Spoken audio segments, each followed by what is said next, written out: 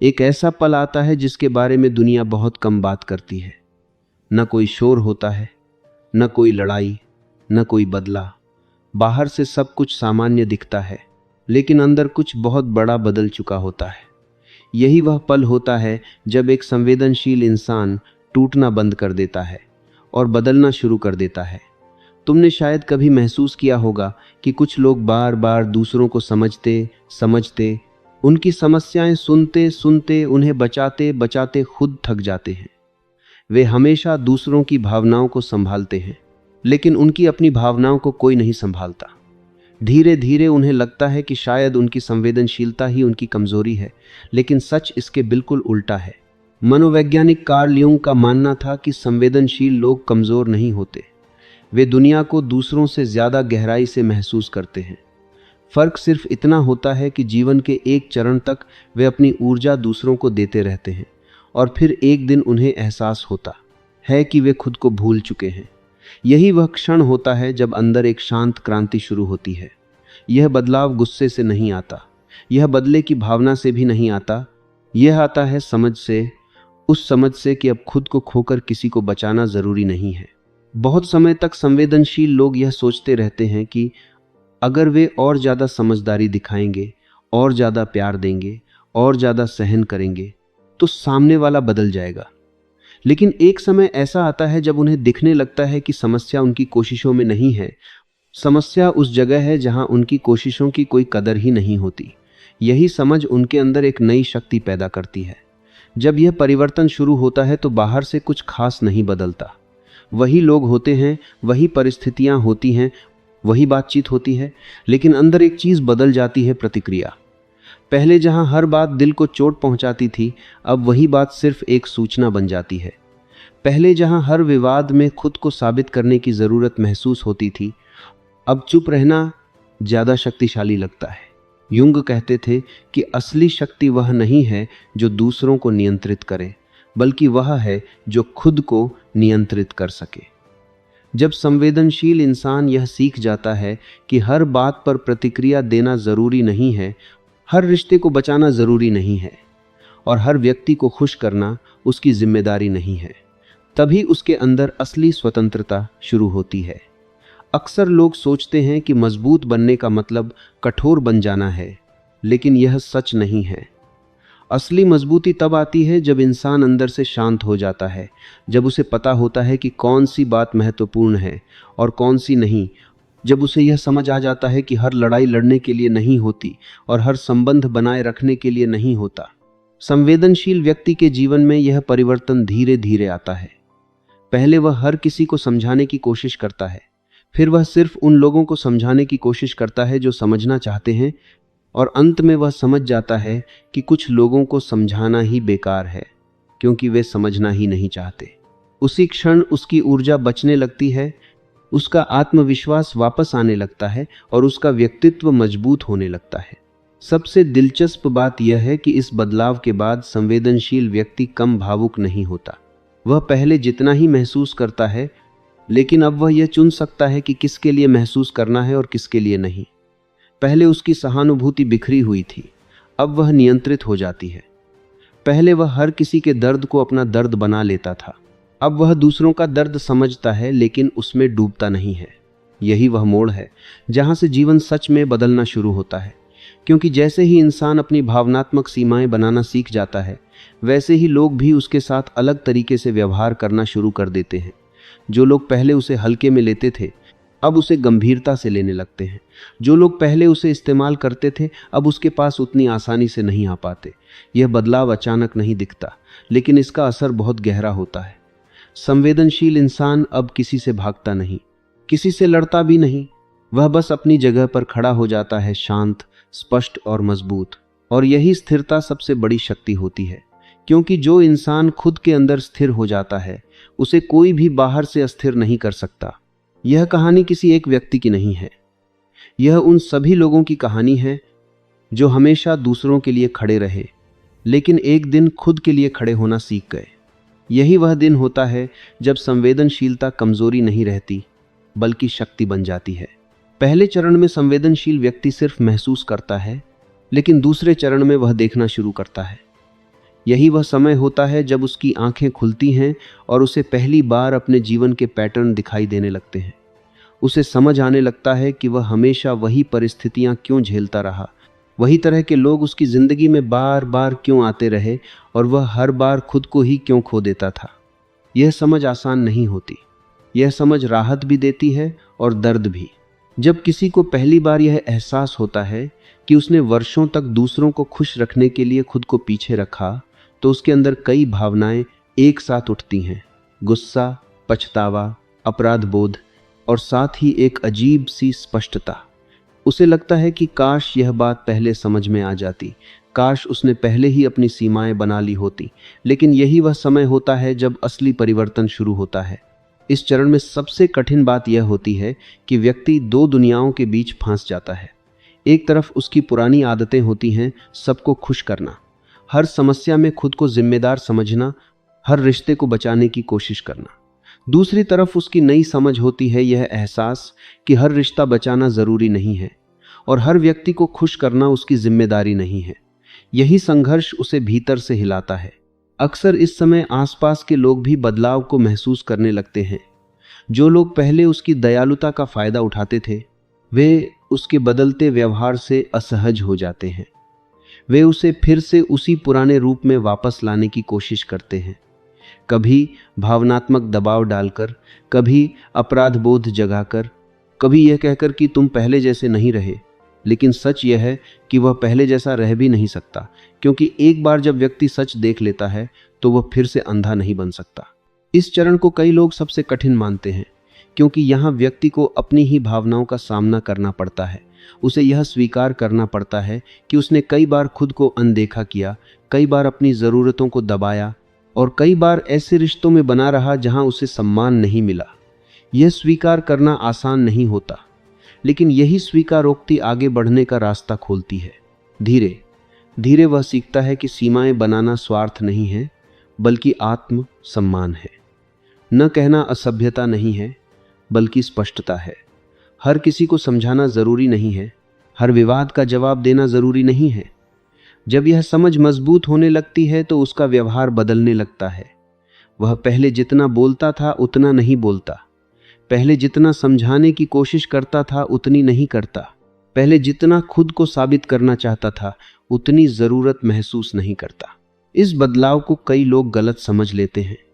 उन्हें लगता है कि वह व्यक्ति ठंडा हो गया है या दूर हो गया है, लेकिन वास्तव में वह पहली बार खुद के करीब आया होता है। उसने दूसरों की भावनाओं का सम्मान करना बंद नहीं किया होता, बल्कि अब उसने अपनी भावनाओं का भी सम्मान करना शुरू किया होता है। यहीं से उसकी ऊर्जा वापस आने लगती है। जो ऊर्जा पहले लगातार लोगों को समझाने, मनाने और संभालने में खर्च हो रही थी, वही ऊर्जा अब उसके अपने जीवन को बनाने में लगने लगती है। वह अपने लक्ष्यों के बारे में सोचने लगता है, अपने सपनों के बारे में सोचने लगता है और सबसे महत्वपूर्ण, वह अपने भीतर की शांति को महत्व देने लगता है। इस चरण में कई बार अकेलापन भी महसूस होता है, क्योंकि पुराने रिश्तों की प्रकृति बदल जाती है। कुछ लोग दूर हो जाते हैं, कुछ संबंध खत्म भी हो जाते हैं। शुरुआत में यह दर्द देता है, लेकिन धीरे धीरे व्यक्ति समझने लगता है कि जो रिश्ते सिर्फ उसके झुकने से ही टिके हुए थे, वे वास्तव में मजबूत थे ही नहीं। जब वह सीधा खड़ा होता है तो सिर्फ वही लोग उसके साथ रहते हैं जो उसे सच में समझते हैं। यह समय अस्थिरता का नहीं, पुनर्निर्माण का समय होता है। यहाँ व्यक्ति अपने जीवन की नई नींव रख रहा होता है, ऐसी नींव जो दूसरों की अपेक्षाओं पर नहीं बल्कि अपने आत्मसम्मान पर टिकी होती है। और जब नींव मजबूत होती है तभी भविष्य की इमारत स्थिर बनती है। धीरे धीरे वह समझ जाता है कि संवेदनशील होना कमजोरी नहीं है, लेकिन संवेदनशीलता के साथ विवेक होना जरूरी है। हर किसी को दिल देना जरूरी नहीं है, हर किसी को अपने जीवन में जगह देना जरूरी नहीं है। और जैसे जैसे यह समझ गहराती जाती है, वैसे वैसे उसका आत्मविश्वास भी गहराता जाता है। यही दूसरा चरण है, जागृति का चरण। यहाँ व्यक्ति पूरी तरह बदला नहीं होता, लेकिन वह अब पुराना भी नहीं रहता। वह एक पुल पर खड़ा होता है, पीछे उसकी पुरानी पहचान होती है और सामने उसकी नई पहचान। और यह तय करना कि वह किस दिशा में आगे बढ़ेगा अब पूरी तरह उसके अपने हाथ में होता है। जब व्यक्ति जागृति के दूसरे चरण से गुजरता है तो उसके भीतर एक गहरा परिवर्तन धीरे धीरे आकार लेने लगता है। अब वह सिर्फ समझ ही नहीं रहा होता, बल्कि अपने व्यवहार में बदलाव भी लाने लगता है। पहले जहां वह हर स्थिति में खुद को समझाने की कोशिश करता था, अब वह कम बोलता है और अधिक देखता है।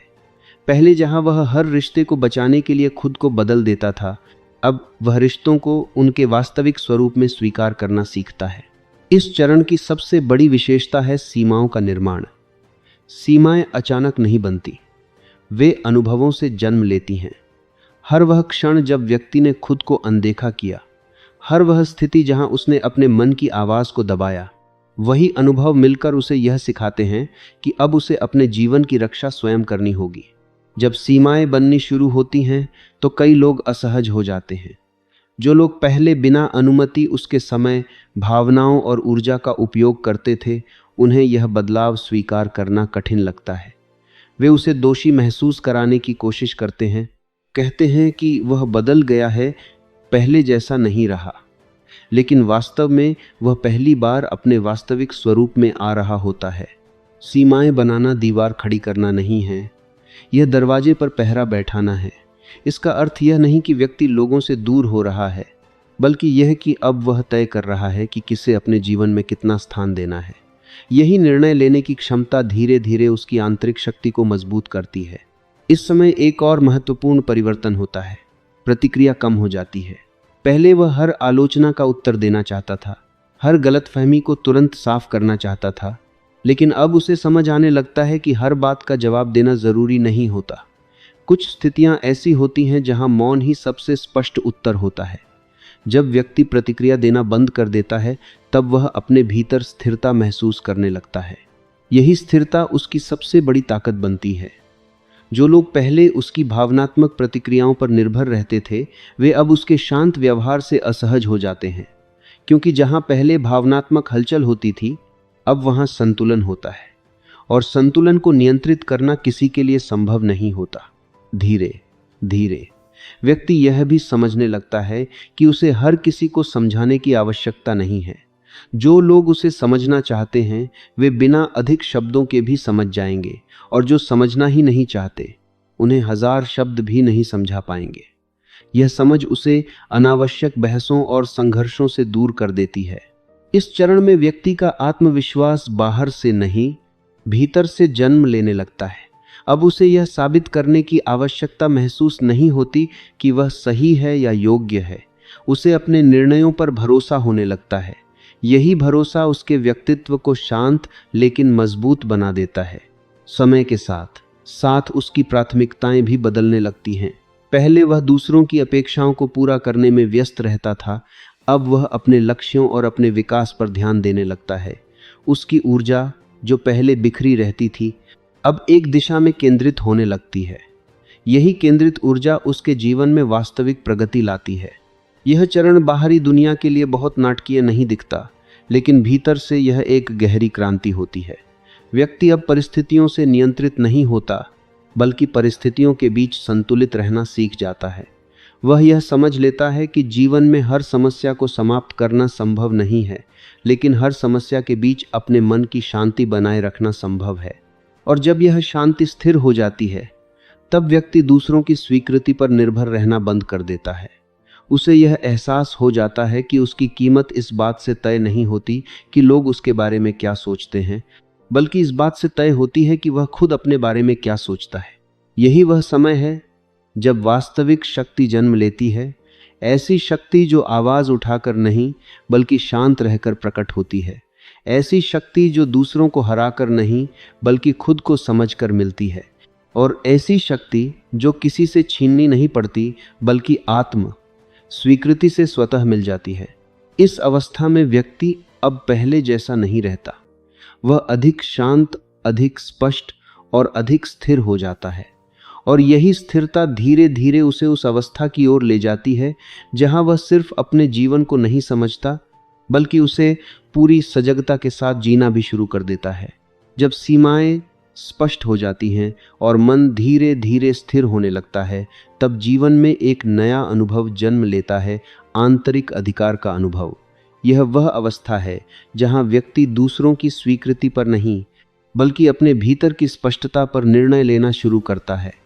पहले जहां हर कदम पर यह चिंता रहती थी कि लोग क्या सोचेंगे, अब वह यह देखने लगता है कि उसका निर्णय उसके मूल्यों और उसके सत्य के साथ मेल खाता है या नहीं। इस परिवर्तन को समझने के लिए एक साधारण बात याद रखना जरूरी है। जब व्यक्ति स्वयं का केंद्र बन जाता है, तब बाहरी परिस्थितियां उसे हिला नहीं पाती। इसका अर्थ यह नहीं कि उसके जीवन में समस्याएं समाप्त हो जाती हैं, बल्कि यह कि अब समस्याएं उसके मन की शांति को नियंत्रित नहीं कर पाती। पहले जब कोई उसकी आलोचना करता था तो वह उसे व्यक्तिगत आक्रमण की तरह महसूस करता था। अब वह सुनता है पर तुरंत प्रतिक्रिया नहीं देता। वह पहले समझने की कोशिश करता है कि क्या उस आलोचना में कोई सच्चाई है। यदि है तो वह उसे स्वीकार कर सुधार करता है, यदि नहीं है तो वह उसे शांत मन से जाने देता है। यही संतुलन उसे मानसिक रूप से स्वतंत्र बनाता है। इस अवस्था में व्यक्ति अपने समय और ऊर्जा का महत्व समझने लगता है। उसे एहसास होता है कि हर बहस में शामिल होना, हर विवाद का उत्तर देना और हर व्यक्ति को संतुष्ट करने की कोशिश करना उसके जीवन की दिशा को कमजोर कर देता है। इसलिए वह धीरे धीरे अपनी ऊर्जा केवल उन कार्यों में लगाना शुरू करता है जो उसके विकास और उसके उद्देश्य से जुड़े होते हैं। एक और गहरा परिवर्तन यह होता है कि अब वह अकेले रहने से नहीं डरता। पहले अकेलापन उसे खालीपन जैसा लगता था, लेकिन अब वही समय उसके लिए आत्मचिंतन और आत्मनिर्माण का अवसर बन जाता है। वह अपने विचारों को समझता है, अपनी गलतियों से सीखता है और अपने अगले कदमों को अधिक स्पष्टता के साथ तय करता है। जब व्यक्ति अपने भीतर यह स्थिरता विकसित कर लेता है, तब उसके संबंध भी बदलने लगते हैं। अब वह उन लोगों के साथ अधिक समय बिताता है जो उसकी शांति को बढ़ाते हैं और धीरे धीरे उन संबंधों से दूरी बना लेता है जो केवल तनाव और भ्रम पैदा करते हैं। यह दूरी नफरत से नहीं आती, बल्कि समझ से आती है। यह समझ कि हर रिश्ता जीवन भर के लिए नहीं होता और हर व्यक्ति हमारी यात्रा का स्थायी हिस्सा बनने के लिए नहीं आता। इस अवस्था में आत्म सम्मान स्वाभाविक रूप से बढ़ने लगता है। अब व्यक्ति खुद को साबित करने की कोशिश नहीं करता, वह बस अपने काम और अपने व्यवहार से अपनी पहचान बनाता है।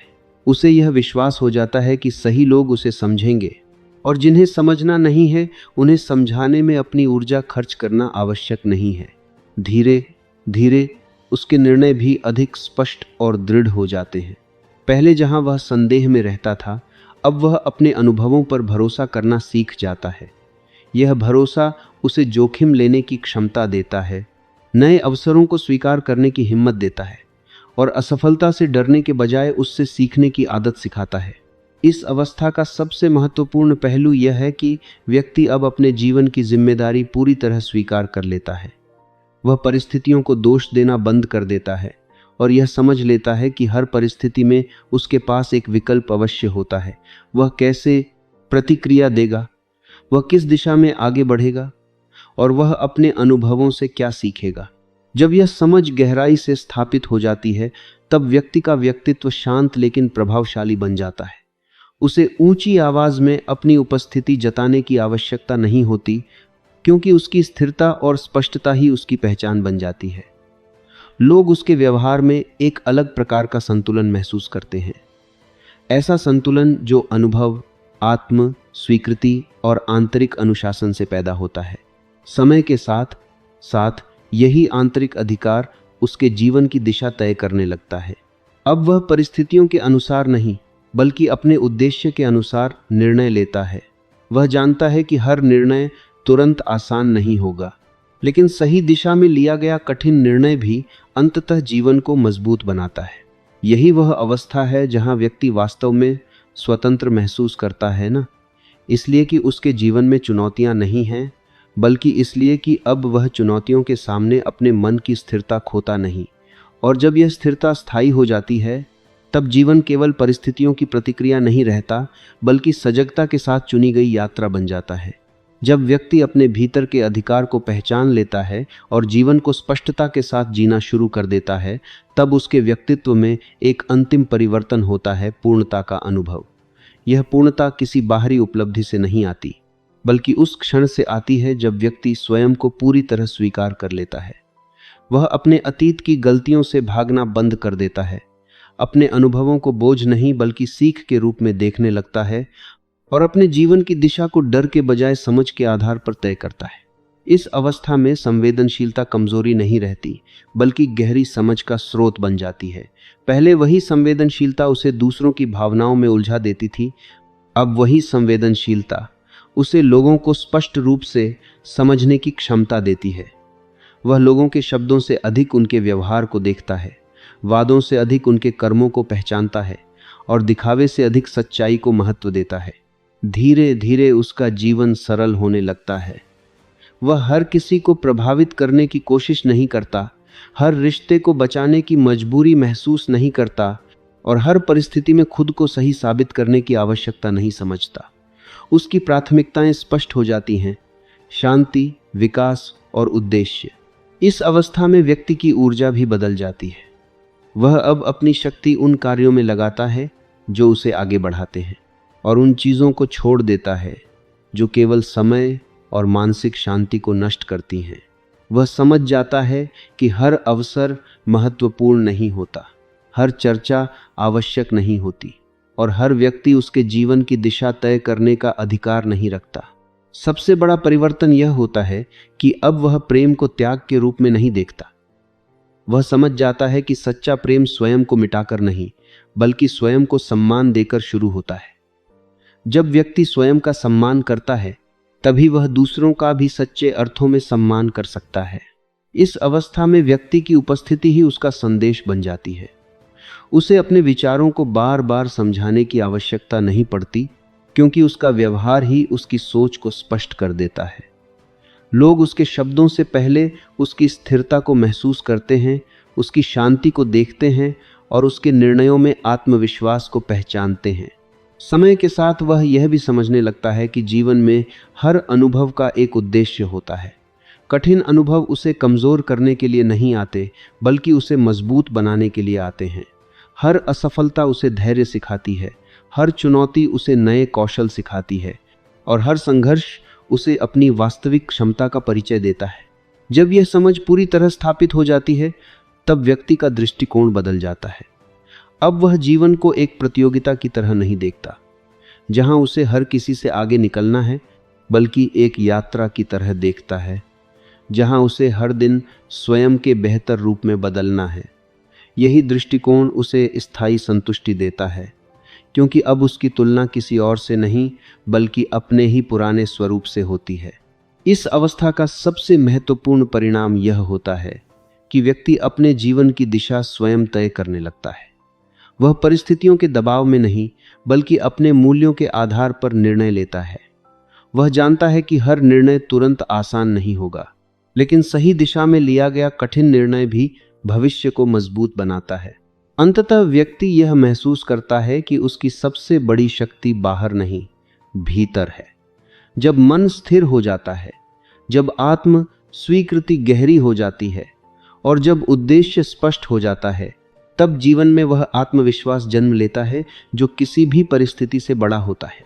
यही वह अवस्था है जहां संवेदनशीलता, समझ और आत्म स्वीकृति मिलकर व्यक्ति को ऐसा संतुलन देती हैं जो न केवल उसे स्वयं मजबूत बनाता है बल्कि उसके आसपास के लोगों के लिए भी प्रेरणा बन जाता है। और जब कोई व्यक्ति इस स्तर की स्पष्टता के साथ जीवन जीना शुरू कर देता है तब उसका हर कदम केवल आगे बढ़ने का नहीं बल्कि सचेत रूप से अपने जीवन को आकार देने का कदम बन जाता है।